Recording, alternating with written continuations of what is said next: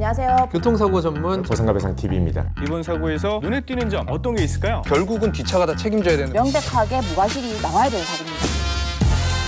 안녕하세요. 보상가배상TV 교통사고 보험 전문 변호사 전경근입니다. 오늘은 교통사고 피해자가 명백한 상대방 100% 과실인데도 가해자나 보험사로부터 나에게 과실이 있다고 통보받은 경우 어떻게 대처할 수 있는지 그 방법에 대해서 말씀드리려고 합니다. 우선 그 사고 상황에 대한 객관적 평가를 해보셔야 됩니다. 내 생각 말고 다른 여러 사람들의 객관적인 시각에서도 정말 내 과실이 전혀 없어 보이는지 아니면 조금이라도 잘못이 있는 것처럼 보이는지를 주변 사람들이나 여러 커뮤니티를 통해서 알아보는 겁니다. 그럼에도 불구하고 의심의 여지 없이 100% 가해자 과실로 보인다면 그 다음으로는 누가 나에게 과실 책임을 떠넘기고 있는지 파악해야 됩니다. 여기서는 크게 두 경우로 나뉘는데요. 첫 번째는 가해자는 100% 잘못을 인정하는데 보험사 직원이 피해자 과실을 주장하는 경우입니다. 이건 가해자 측 보험 설계사 등으로부터 우리 고객 100% 과실 아닌 것 같은데 왜 무작정 100%로 처리하는 거예요? 라는 질책을 피하기 위한 면피성 조치이거나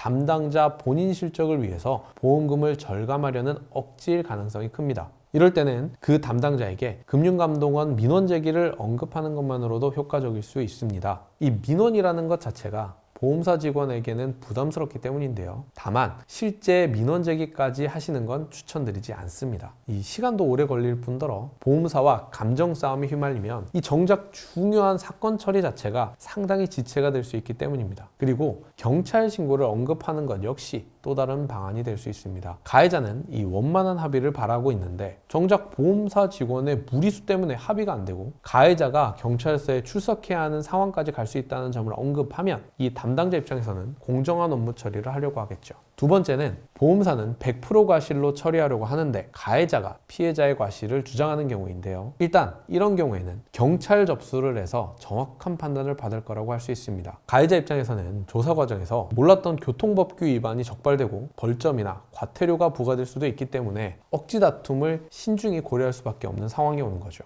또 한 가지 방법은요. 만약 치료받을 정도의 부상이 아니라면 상대방 담당자나 가해자에게 대물 처리만 100% 해주면 대인 접수는 하지 않겠다고 제안해 볼 수도 있습니다. 사실 가해자 입장에서도 대인 접수까지 해주고 분쟁 끝에 과실이 100% 나오게 된다면 할증 부분에 있어서 훨씬 더 피해를 보게 되기 때문에 피해자가 가해자에게 이런 제안을 하는 것만으로 의외로 쉽게 협의점을 찾는 경우가 많습니다. 이런 방법들을 시도해봤음에도 불구하고요. 가해자가 계속 막무가내로 나올 때는 과실분쟁 조정제도나 소송을 검토해야 하겠죠. 일단 내가 직접 하는 게 아니라 내가 가입한 우리 보험사에게 대응을 요청하는 건데요. 여기서도 주의할 점은 있습니다. 보험사 직원의 서류 작성을 그대로 믿으면 안 된다는 겁니다. 현실적으로 담당자는 너무 많은 사건을 동시에 처리하다 보니까 아무래도 이 작성된 서류 내용이 좀 부실해질 수밖에 없습니다. 따라서 보험사에서 이 분쟁 조정 신청서나 소장을 제출하기 전에 서류를 미리 보내달라고 해서 꼭 검토를 하고 부족한 부분이 있다면 채워 넣어야 됩니다. 내 사건의 내용이 정확하게 반영되었는지 유사 사례를 그대로 복사 붙여넣기 한 것은 아닌지 꼼꼼히 따져봐야 한다는 거죠.